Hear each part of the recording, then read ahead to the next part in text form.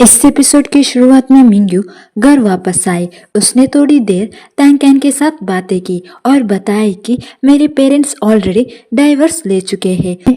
उस रात उसके फादर घर पे अपने सामान को अरेंज करने वाले थे। तो जिन उस रात मिंग्यू के रूम में सोने वाली थी। रात को मिंग्यू ने सुना कि उसकी माँ रो रही है, जिससे वो बहुत सैड होती है। मिंग्यू ने जिन को हक की और थोड़ी देर तक उसे कंफर्ट करती है। अगली सुबह क्वीन ली जन के घर एक गिफ्ट लेकर आई। मिंग्यू ने दरवाजा खोली और कहती है कि हम शाम को तुम्हारे घर विजिट करेंगे। जब दोनों दरवाजा पर ग्रीटिंग्स एक्सचेंज कर रहे थे, तभी अचानक लीजन लिंग का घर से बाहर आई। दोनों ने सरप्राइज होकर लीजन को देखे और पूछे कि क्या तुम कल रात लिंग के घर रुकी थी? लीजन ने तुरंत समझाया कि मैं सिर्फ लिंग से बातें कर रही थी। तभी इजी भी उनका बातें सुनता है और उससे कहता है कि तुम मुझे सब एक्सप्लेन करो, कहकर अंदर खींच कर ले जाता है। दूसरी ओर ली ईमे के साथ बुक स्टोर जाने अच्छे से रेडी हो रहा होता है। जब वो ईमे से मिलता है तो वो उसे देखते ही रह जाता है। फिर वो दोनों बुक स्टोर जाते हैं, जहाँ उसने कैजुअली एक क्लासिक नॉवेल उठाया और फ्लिप करने लगा। ईमे ने टीज किया कि अब आप अलग लग रहे हैं, लगता है आपको वो टीचर के साथ डेट करके आपको रीडिंग का शौक लग गया है। ली ने तुरंत समझाया कि ऐसा कुछ नहीं है, मिस जैंग और मैं बस फ्रेंड्स थे। मैं क्लासिक इसलिए पढ़ रहा था क्योंकि तुम पहले उन्हें पसंद करती थी। ईमे ने देखी कि ली इतनी सीरियसली एक्सप्लेन कर रहा है तो वो हंसने लगी और कहती है, पहले मेरे मेन के लिए टेस्ट पुअर थी, लेकिन अब मुझे समझ आई है कि सीरियस मेन ही बेस्ट होते हैं। जब दोनों चले गए, लीजन और इजी बुक सेल्फ के पीछे से अचानक बाहर आए। लीजन को लगा कि ली और ईमे का अफेक्शनेट बिहेवियर बहुत ही वंडरफुल है। उसने उसका डेट देखते ही रहने के बारे में सोची, लेकिन इजी ऑकवर्ड फील कर रहा था और लीजन को खींच कर ले जाने की कोशिश कर रहा था। जब दोनों टग ऑफ वॉर कर रहे थे, तभी ली और ईमे वापस आ गए। फिर चारों ने एक साथ लंच किया। एटमॉस्फेयर थोड़ा ऑकवर्ड था, तो लीजन ने बोली कि मुझे नहीं लगती थी कि आप डेटिंग कर रहे हो, लेकिन अनएक्सपेक्टेडली ईमे ने एडमिट कर लिया कि हम दोनों डेटिंग कर रहे हैं। तो लीजन बहुत खुश हुई। उसे लगी कि ली का लाइफ लॉन्ग हैप्पीनेस सेटल हो गया है।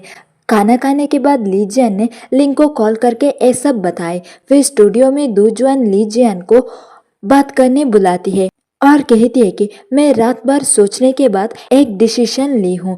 जोमियो को लगा कि दुजुआन ने उसका एडवाइस मान ली है और अब वो लीजन से ब्रेकअप करने वाली है, लेकिन दुजुआन कहती है कि मैं पूरी रात सोच लिया हूँ और अब मैंने फॉर्मली डिसाइड कर लिया हूँ कि जोमियो को फायर करने के बारे में। दुजुआन ने सिर्फ जोमियो को फायर ही नहीं बल्कि उसे ब्रेकअप भी कर लेती है और कहती है, तुम तुम्हारा सामान पैक करो और निकल जाओ। और कहती है, मैं तुम्हें फॉरगिव कर सकती तुम्हारा गेमिंग के लिए झूठ बोलने पर, लेकिन मैं ये एक्सेप्ट नहीं कर पाई कि तुमने ली जैन को स्लैंडर किया। और इस इंसिडेंट से मुझे रियलाइज हुआ कि तुम एक ऐसा इंसान हो जो रिस्पॉन्सिबिलिटी ले नहीं सकता। चाहे मैं तुम्हें कितनी भी लाइक करती हो, लेकिन अब मैं तुम्हारा बुरी बिहेवियर को टॉलरेट नहीं कर पाई। दोजुआन ने रूथलेसली जोमियो को ड्राइव अवे कर देती है। हालांकि ब्रेकअप उसने की थी, फिर भी आखिर में वो कुछ सैड और हर्ट फील कर रही थी, तो लीजन ने उसे कंफर्ट करती है।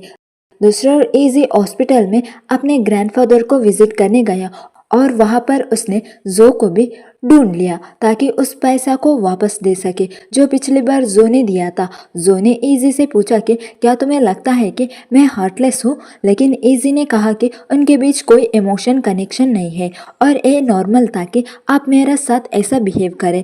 तो जो कहता है कि लेकिन रियलिटी यही है कि तुम मेरा बायोलॉजिकल सन हो और जो के दिल में अब भी उसके लिए फीलिंग्स था। बस प्रॉब्लम ये थी कि जो का फादर सन अफेक्शन का अंडरस्टैंडिंग इजी से अलग था, इस वजह से दोनों प्रॉपरली कम्युनिकेट नहीं कर पाते। लेकिन जब इजी ने जो को लॉयल साइड देखा, तब पहली बार उसे लगा कि जो इतना हेटफुल नहीं है। जी ने क्लियरली कहा कि मैं अपना प्रॉमिस रखूंगा और अपने ग्रैंडफादर को विजिट करूंगा, लेकिन आपको फोटो का मैटर जल्दी अरेंज करना होगा। बाद में जब इजी का जो से बात खत्म हुई तो जो ने उसे वो फोटो भेज दिया जो इजी चाह रहा था और बोला कि अब हम दोनों इवन है और फ्यूचर में दोबारा मिलने की जरूरत नहीं है।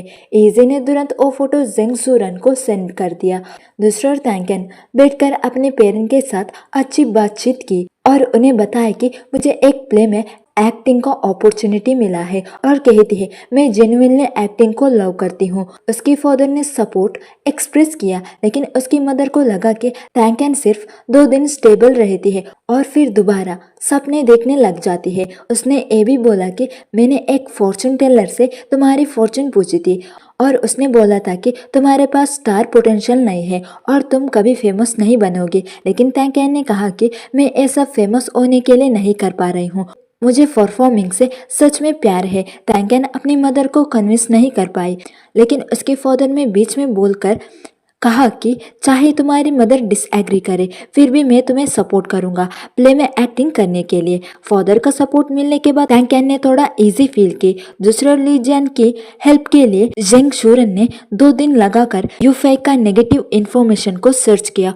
और डिस्कवर किया कि यूफाई रेगुलरली कॉपी करता है। फॉरेन वेबसाइट पर ऑलरेडी यूफाई के कॉपी के बारे में सस्पिशियस काफी टाइम से सर्कुलेट हो रहा था। जेंग सूरन ने यूफे के कॉपी का पूरा एविडेंस कलेक्ट किया और लीजियन के इनोसेंट प्रूव करने वाली फोटो को क्लैरिफिकेशन आर्टिकल में इंक्लूड कर दिया। एविडेंस अपलोड करने के बाद वो तुरंत स्टूडियो गया ताकि लीजन और दुजुआन को इन्फॉर्म कर सके। दोनों ने ही जेंग सूरन को दिल से थैंक यू किया और शाम चेंगटिंग ने एक हाउसवार्मिंग डिनर अरेंज की। उसने फेंग जीजी को इनवाइट की लेकिन लीजियन को बिल्कुल भी इनवाइट नहीं किया। जब क्वीन को ये पता चली तो वो बहुत गुस्सा हुई और कहती है कि माँ आप ऐसा फोर्स करके लिंग को मजबूर कर रहे हो और कहती है आप लिंग को अपनी मर्जी से जीने दे। लेकिन चेंगटिंग ने सुना ही नहीं। फिर जब फेंग जीजी और लिंग टैक्सी लेकर घर लौट रहे थे तो नीचे उनकी मुलाकात मिंग्यू से हो गई। मिंग्यू को थोड़ी अजीब लगी फेंग जीजी और लिंग को एक साथ घर वापस जाते हुए देखकर। जब वो दोनों घर आते हैं तब लिंग भी चेंगटिंग के एक्शन से अनहैप्पी था। तब फेंग जीजी रेस्टरूम गए तब लिंग और चेंगटिंग के बीच आर्ग्यू शुरू हो गया। लिंग ने क्लियरली कहा कि मेरा ऑलरेडी गर्लफ्रेंड है और आपको कोई विकेड थॉट्स दिमाग में नहीं लाना चाहिए। लेकिन चेंगटिंग ने खुद ही बोली कि मुझे लीजियन पसंद नहीं है। ये सुनकर लिंग बहुत गुस्सा हो गया। उसने टेबल पर टैप कर दिया और चेंगटिंग का घर छोड़कर निकल गया। फेंगजीजी को सिचुएशन थोड़ा ऑकवर्ड लगने लगी।